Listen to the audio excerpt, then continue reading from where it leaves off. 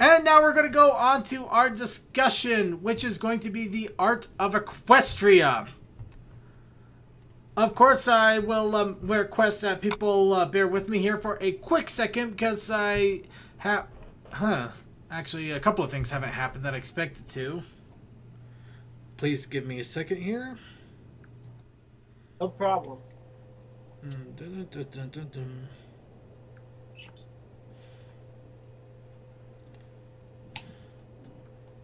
Or did I run out of room? No, I don't have any rooms.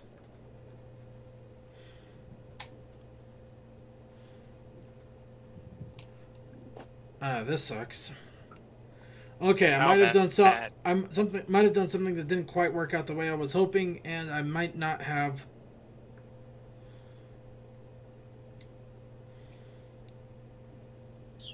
Let's see.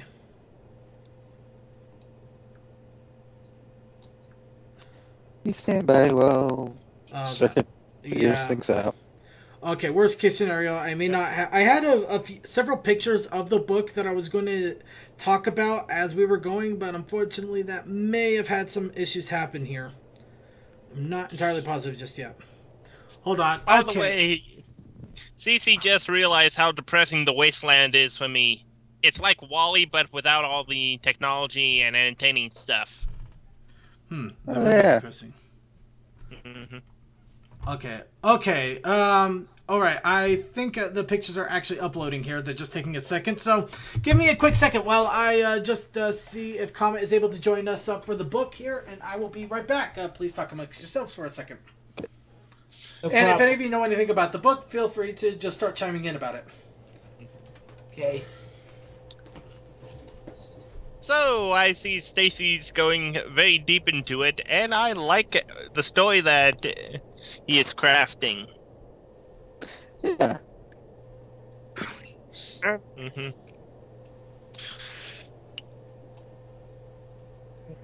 Now, I don't know whether just to do my random talk... Oops, sorry, Comic. Wow.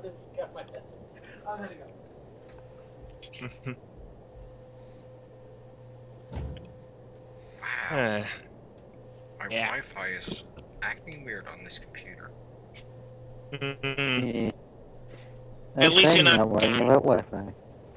Well, I prefer to be on hard cords, but I've only got one cord that reaches all the way into my brother's room where the thing is, and So, the art of Equestria! Now, actually, I'm going to take a right off the bat here. This book is a lot different from what I expected. Now, initially, with a name like that, I was expecting the book to be just a bunch of different images of art that, well, basically just art about the show. That's one of them. Well, essentially, that is what the book has, but it actually has a lot more in depth with it than I ever imagined. Which I will say right off the bat, this book was very surprising, and I loved it. I loved every bit of it. Whew. Sorry, I literally just ran down the stairs and back up here, so I'm still trying to catch my breath. Because he didn't think I got his message. He was wrong. I was horribly, horribly wrong.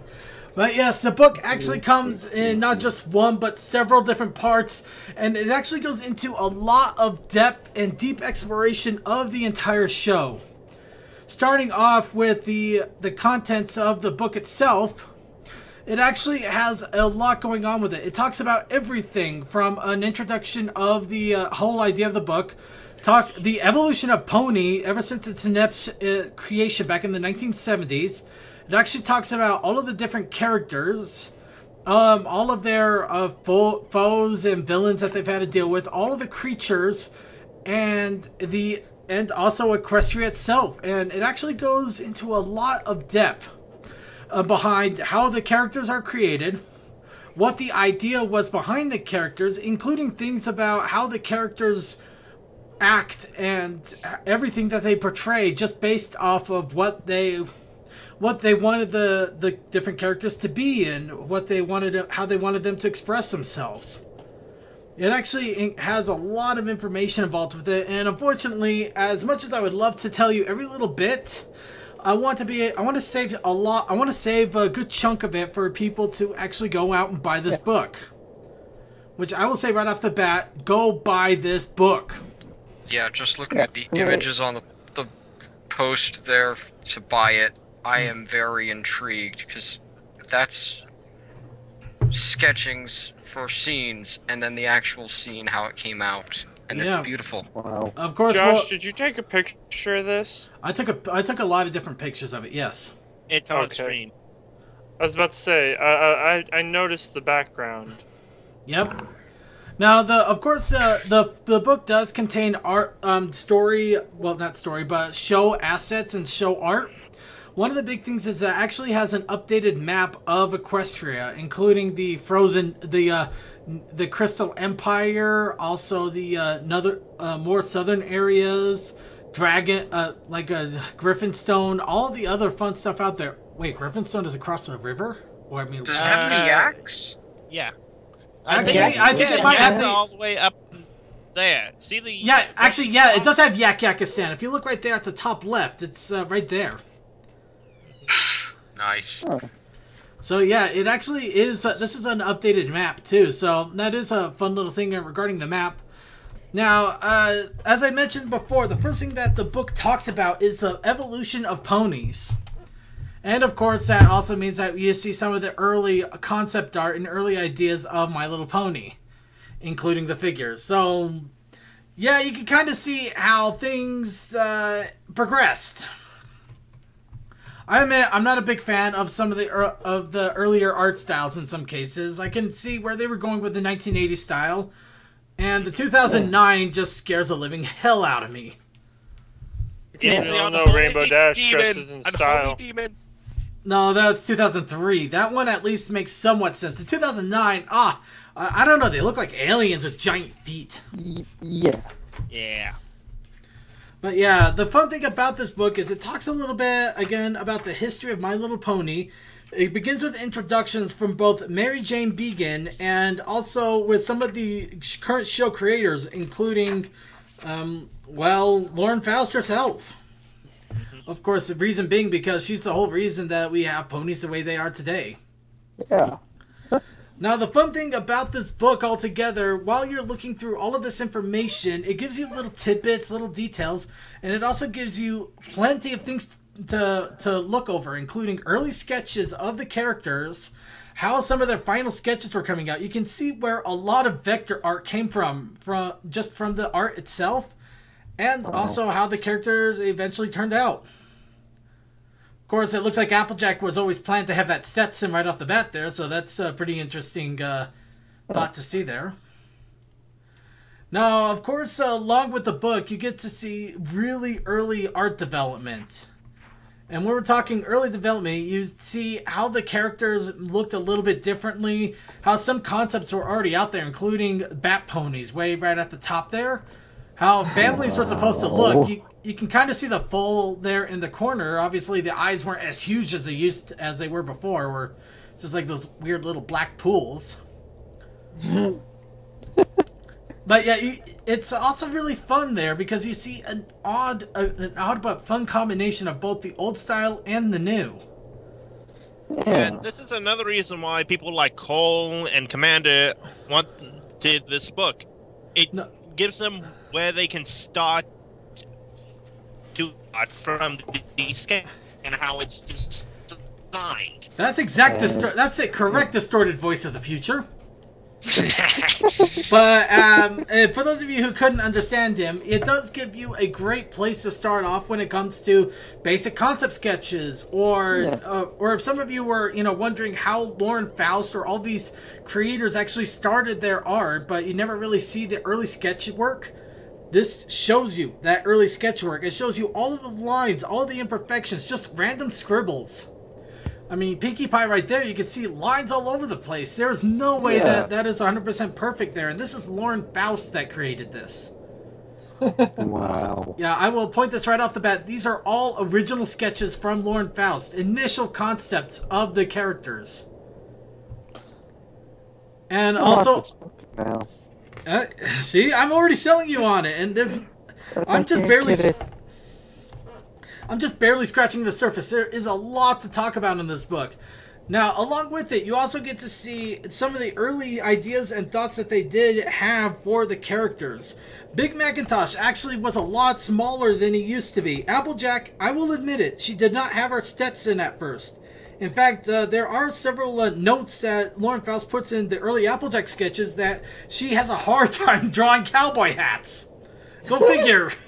Whoa. Actually, it's right there. You can see it right there. I can't draw cowboy hats right there on the left side. Of course, the one thing that still intrigues me to hell is Verity right there. Verity looks freaky as hell. And also, the other fun things is you can see how not only what the main six were initially designed behind, but also the other main characters. Tossed it at you. Now, Princess Celestia, I did not know this. From all of this stuff that I've read and studied and learned and all this, why am I being surrounded? But Princess Celestia, the one big thing that I didn't realize about it is initially Princess Celestia was actually labeled Queen Majesty. Well, yeah, duh. Wow. Well, no, I mean Queen Majesty The reason why she's not Queen Celestia. I'm muted, by the way. She's Queen. She's Princess Celestia, not Queen Celestia, because Princess is a much prettier title. She wanted Queen Celestia. Actually, there's also another reason behind it. Blame Disney. Queen Majesty is actually a pony from early G1. I know that. And she was a bitch. Huh? She actually, she not only vanquished her enemies, she turned them into objects and blasted them to the moon and just basically... I'm done. I want Queen Majesty. She dealt with shit. Princess Celestia. Yeah, she dealt with shit right. She dealt with shit I want right. Queen Majesty. I think we rewind Celestia's because that's a bit too cruel. I want Queen... well, no, it's Hasbro's decision. Oh yeah, no shit. Yeah, it was Hasbro that decided princesses sold a little bit better because Disney, unfortunately, made queens a little bit more evilish. But yeah, along with the book here, why are you people scaring me? No. Okay, none of that. Okay, now I really can't see the book. Come on. All right. But the fun thing about all of this is you actually get to see a lot of early concept art, including the very beginning concept art of My Little Pony when it was fully colored. You can... The characters... Okay. It'll all be over soon. Okay, guys, come on. Okay, we're done. Okay, everything's alright. They're just... My co-hosts are being silly. You think with sore throats they would have managed to deal with... Their throats are sore, the bodies are just fine. Fair enough.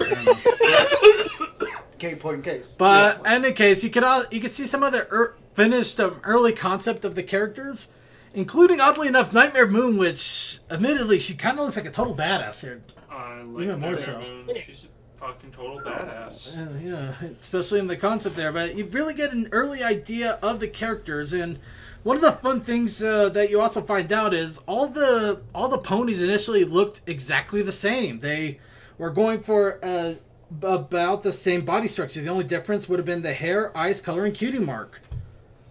So yeah, go figure. All of them were basically carbon copied initially. Of course, that did change as things went. And funny thing is, one of the ponies in here almost looks like the... yeah, that's why I usually keep the door slightly ajar there. The blimp pony thing from that one episode that I heard about. No, this one looks like the giant pony from Looney Tunes in What's Opera Doc. Oh yeah. Yeah. I remember that. Oh yeah. But if you want to see what I'm talking about, buy the book. Anyway. By the book. My children. Shut up. Yeah. But it does show all of the different ponies, how the initial concept came around, the different styles, how they decided how to dress the ponies. This book really does bring a lot of detail into the initial creation. And that's just the ponies themselves, let alone the character personalities and traits. Costumes were actually... They even bring an interesting tidbit where it's apparently easier... It's a lot easier to design a beautiful costume than it is to design a horrible, ugly costume. Especially this, I'm going into the Art of the Dress episode when they had the terrible outfits as opposed to the really well-designed ones. And there goes my co-host once again. As much as I love them, I'm glad I'm not going to be suffocated by them. Yep. Blah. Now, unfortunately, the other bits of... Okay, no, that's a later image here. Just bear with me here a moment. At the same time that these are getting updated, they're not exactly updating in the slideshow viewer here, so I gotta switch back and forth a little bit. So did you guys want to add anything in regards to this book here? I'm not much of a pencil artist. I'm more of a musical artist. No, I get that, but I mean, just your thoughts and ideas of the book. No, it's just nice to get an idea what everything was going to look like and what it will eventually come to be. And you? That's about it, dude. I'm not much of a pencil artist. Fair enough, fair enough. Sorry, I wasn't pretty going to see how it because evolves. I'm not much of a big pencil artist. No, dude, it's okay. But yeah, the next part, the next section of the book talks about the main characters themselves. And of course, I have to admit, the one thing that I really liked was the positive expressions that they gave to Twilight there. I would lose my shit if I ever saw Twilight actually look like that on the show. Oh, yeah. But yeah, the really interesting thing is all of the main six here actually had different ways that they express themselves depending on their temperaments and personalities. And even their character designs were created especially to show off who they are. Twilight Sparkle, right, just to point off to the first of the main six, was given hard angular edges and basic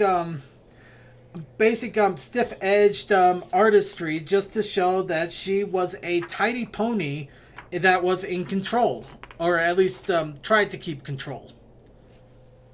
So yeah, basically all her hair, her edgings, it was all, you know, just to show part of her personality, who she is.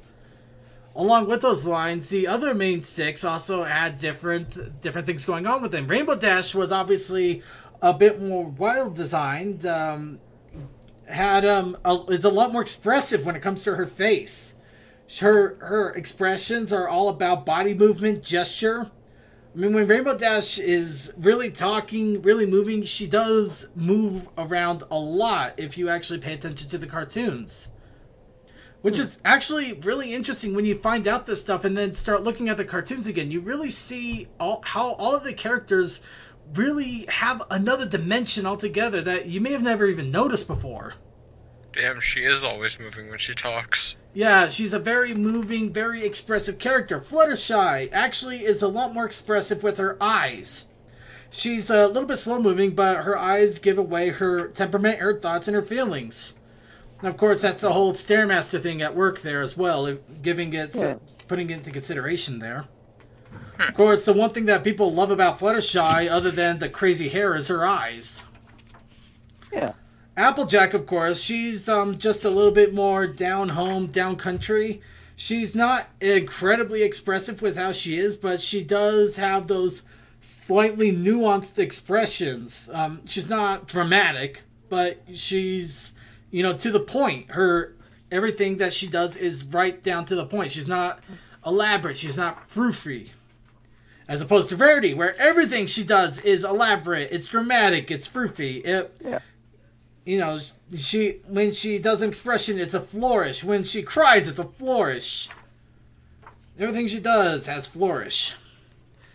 And Pinkie Pie, well, we already know Pinkie Pie. Basically, she is the physical embodiment of a sugar rush. Yeah. Including... And breaking physics. Well, yeah, she's basically frantic, over the top, completely heavy expressive reactions. But yeah, those are just the main six alone. If you further on in the book, you really learn a lot more about the different side characters, about the creation of Spike and how his movements and gestures are reflected. Princess Celestia, of course, we already mentioned the Queen Majesty that Princess Celestia was initially based off of. Princess Luna is actually kind of hilarious because you can see that her initial concept art had her stop at Wuna. Initially, we just had Wuna, and then later on the Luna design came out. When obviously we wanted more Luna. Yeah, that's one thing the fans kind of brought in as a whole. What made an impression on them during the first season. Mm-hmm. And even characters that came in later that weren't designed until later on actually have some information and entries into this book. Prison's Cadence and Shining Armor also have some interesting information. They don't really have a whole lot of sketches, unfortunately, but you do get to see, you get a little bit more background information about them, who they are, and the ideas that they have behind them. The Cutie Mark Crusaders are pretty interesting. And they still drive me crazy, though, just because, I don't know, Scootaloo just looks way off in her art. Of course, I think this might have been an earlier concept of the Scootaloo art that they didn't change later on. Zecora also has a concept art, Wonderbolts. There's a lot of sketches, a lot of different ideas, backgrounds. The book goes into depth. The book goes into a lot of depth. Right now, I've gone through half of the book just skimming it. And I'm skimming it at this point. Yeah. Yeah. This is so much detail. But yeah. But moving right along here, Foils and Follies, you also get to talk about all of the different villains in the series. Of course, I took that picture twice, apparently. Discord being one of the big ones, since initially, Discord was supposed to just be a villain, and then he ended up becoming a reformed character as time went on. You find out a little bit more about how John Delancey does his role, or how they made the weird world that the Discord's chaos, or the fact that Discord is basically still the embodiment of chaos. He's just chaos for the sake of good humor, rather than the chaos for the sake of hurting somebody. Yeah.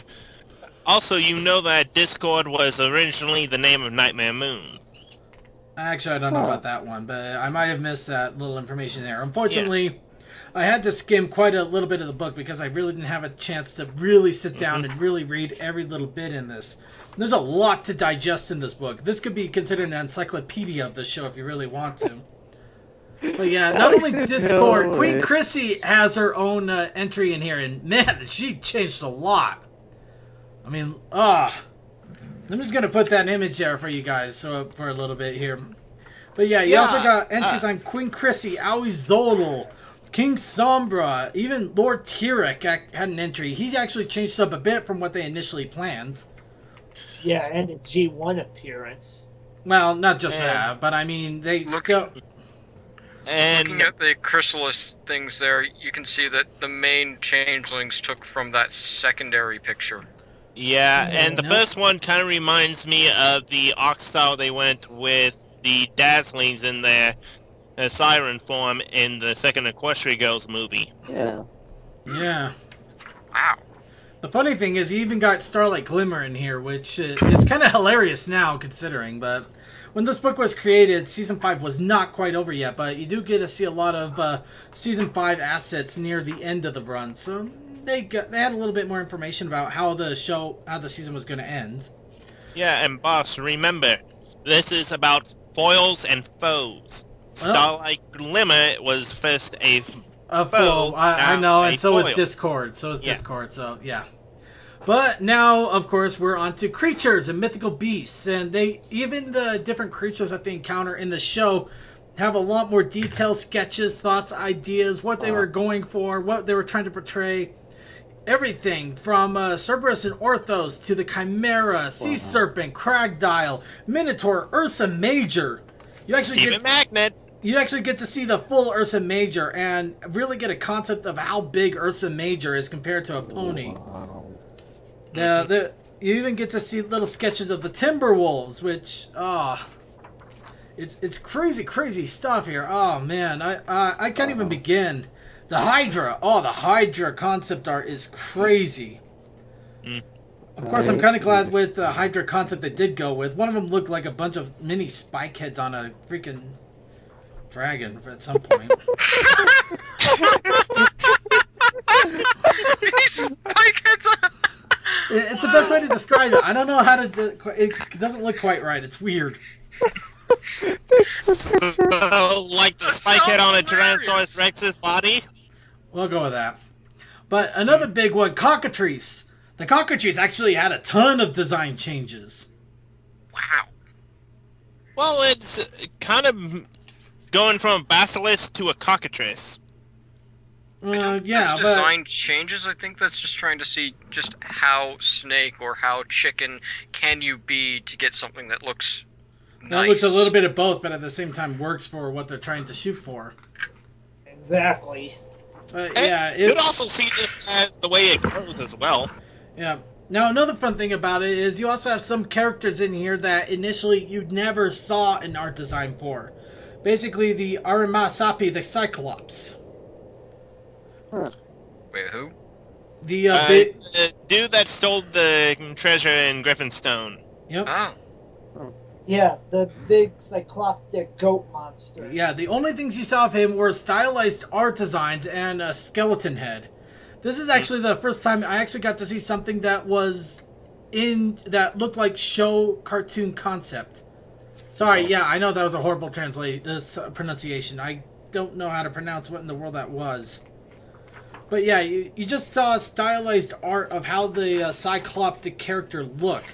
And you didn't actually see what his in-show cartoony self would look like. It really is also, interesting. That lips for, like, the talking animation for the griffins. Very nice. Yeah, isn't it? But yeah, you also got the buffaloes in there because you got to have the buffaloes. You got the breezies. It talks a lot about including the yaks from Yakistan. Just all of the different details, the thoughts behind them, how they wanted to express them, talk, move, all of the different all the different monsters too. It's just amazing. And I just had an idea. Does that include Cerberus? Yeah, Cerberus is in there as well. Okay. And here's the fun part: that I barely even scratched the surface of the big stuff. Equestria itself. Oh. And Equestria itself, the concept art gets crazy. I bet. They got whole giant sketches in the entire town. Little details here and there. Every little bit of how Ponyville, how they initially wanted it to look. The different views, different angles. The window panes. How they even go into a lot of details about the towns themselves. Like what inspired them initially. Ponyville, obviously, you could tell was based off of more of a farm locale. The Golden Oak Library, you know, it's a Golden Oak Library. What can you say? But Cloudsdale was inspired off of Roman and Greek Colosseums and architecture. Of course, that's kind of obvious if you really look at it and think about it for a second.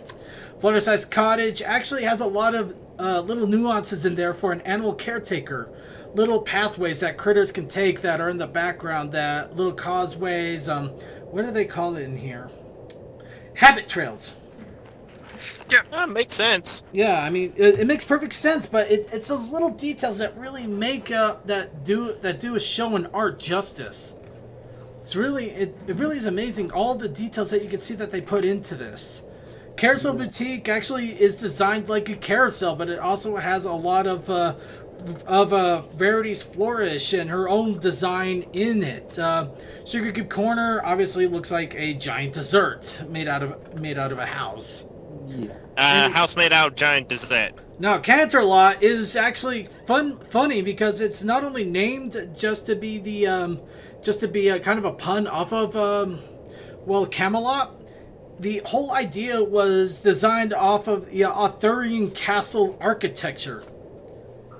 So Canterlot was actually based off of Camelot in design and everything, or at least the idea of Camelot. I may have to look up the structure of that because I don't remember what that looks like. Oh, it is crazy. Well, I'm guessing it's more legend and folklore, really, since Camelot never really existed. Yeah. Well, there's got to be sketches of what it was explained as. True. But some people go with the Lord of the Rings thing for Canterlot as well. Right. And Everfree itself was also designed with a lot of muted colors, tried in different shades to see how it would be colored in different. Another fun thing is they actually have a concept of the Castle of the Two Sisters that before it got destroyed. Ooh. But we see it in the season finale. Actually, I don't think we ever see the cat. Do we see Yes, it? we do. We do? We do see the fight scene. No. Well, He's talking Season about the finale when we go to Nightmare Moon. As they run up or walk down, we see the shot. Well, I'm not entirely sure on that one. Well, we'll not worry about it for now. Well, the cat. I'm looking it up. Built with all of the Nightmare Moon motive. But yeah, also Manhattan, the whole ideas behind it. And behind the scenes also gives you a lot of information about the storyboards and animatics. You actually get little bits of details about how the stories were initially played out, how the storyboards that were presented to them before they arted them out. It's really kind of fun to see the characters in kind of slightly different expressions and how initial storyboard art actually popped out to be what we eventually see on the show itself. Of course, it doesn't go off of every single episode out there. It skips around. You go for everywhere from Dragon Shy to Suited to Success to blah to blah to blah to blah to blah blah blah blah blah blah blah blah blah. There we go. Here we go. Etc. Etc. Etc. Etc. So on and so forth. And in some cases, they actually have huge storyboards of a whole entire 5-minute segment. Found it. Cool. Alright, well, I'll look at that in a little bit here. I'm just trying to run through the book here. But wait, yeah, is that a whole scene? Is that picture a whole scene spread? It's a whole scene spread. This is everything that happened with Daring Do when Rainbow Dash was initially stalking her. Ah. Yeah, I see that. Yeah, of course, like I said, this is only like maybe a 5-minute segment at best. So it gives you just a taste of all of the work that they put into it, but at the same time, everything that how they designed it, how they planned everything. You even get to see little touches that they might have missed, which is really fun to do. They even have a segment on the Power Ponies, which I'm sure a lot of people would be intrigued in since, you know, pony superheroes. How do they come out with that? Yeah, there's a lot of concept art, background segments. They even had the storyboard of Pinkie Pride with the goof off between Cheese Sandwich and Pinkie Pie. Wow. Yeah, it even shows you a little segment there on the bottom right when Cheese Sandwich tells Boneless to take it away, and you got the little Boneless dancing scene. By the way, that's more animatic than storyboard, simply because of the different line colors. Well, storyboard and animatic are basically the same idea. Animatic, admittedly... Animatic is actually a video. Storyboard is just the page, just it on pages in front of you, essentially, without the timing. All right. Yep, it's missing the #1 concept of all comedy: timing. I can't do it. And finally, the last little bit is Pony Revolution, which actually talks to a couple of people involved in the Brony community. Mostly interview with Mattis, who is the principal designer of a lot of My Little Pony merchandise, who actually has been part of Hasbro since 1987, and is a guy. Yay! So, yeah, how's that for interesting? School Brony! Old school Brony! Well, kind of, I guess. And also, it also contains, and the last little bit of it actually contains artwork. So yeah, there is some artwork from some of the pony creators out there that created things for artwork for T-shirts and posters and things like that. Mostly from We Love Fine, though. It looks like that's where they got a lot of the other concept art. But yeah, that is just skimming a little bit of all of the stuff that is in this book. And this book is over 210 pages of all of this information, details, all this little fun stuff. And it's beautiful. This is beautiful, beautiful, beautiful stuff. Honestly, I can't begin to express how fun it was to pick up this book, open it up, and really see all of the details that they put behind it, but also get kind of a better idea of how much work they had to do to create the pony art that they do have out there. And if you're a pony artist, you can see that even the people that have their own shows always start from the beginning with small sketches. Yeah. even with the big stuff. So it's a little bit inspiring at the same time, as well as it is quite educational and fun. So in all honesty, I can't recommend. I've already said it several times, but I'll say it again. I cannot recommend this book enough. If you are part of the Brony community, if you love ponies, even if you don't consider yourself a Brony, as long as you enjoy the show and you want to find out even a little bit more about it or look in the background, get this book. If you're an artist, this is a requirement to make your art look damn good. No, it's not. It's not a requirement. It's if you want to learn more about how the show style evolved and try to do more to show style. Yeah, I'm just going to say it off bat here. I'm not exactly ever going to call this book a requirement, but I basically recommend highly that anybody that enjoys the My Little Pony, who enjoys a show, who wants to know a little bit about the history or how the art is made, or get some inspiration, get some ideas, get some thoughts. And this is a great reference material. This is a great book in general. It's good stuff. This is the kind of stuff I'm glad that I end up plopping some money down, and I get a lot more than I ever bargained for. Yeah. Yeah, Also, for the book 16 can be bucks. as a hat. Yeah, is the book as big as a Hyrule Historia? I don't think so. Yeah, I think Zelda got us beat. No, the Hyrule Historia is basically like a giant tome. This thing is like half a tome, but I'd say it's close to at least as thick, but definitely not as tall. But in all honesty, for anybody out there that wants to just know a little bit about the art behind the show, or the show itself, or any of the legacy, the lore, anything, this book is definitely well worth it. I just, man, how can I can't go on. I really can't. So that's my final review of this. Get this book. I'm not going to call it a requirement. I never call anything a requirement. But if you can afford this, if you find this, if I almost say that this almost is actually, you know what? I am going to do it. I'm going to break my rule. This is a requirement for anybody that collects any kind of pony merchandise in regards to the show. This is a requirement. Also, two of our artist friends agree this is something that you should have if you like drawing ponies. No, it's more than just drawing ponies. If you like the show at all, if you enjoy the show in any way, whether the art, whether the story, whether the characters, anything, this book has something for everyone. It has concept sketches for the artists. It has details about the lore and the backgrounds for people that create fan fictions and stories. It has the information about the content creators for people who want to talk about the more detailed information behind the show, for podcasters, for interviewers, for...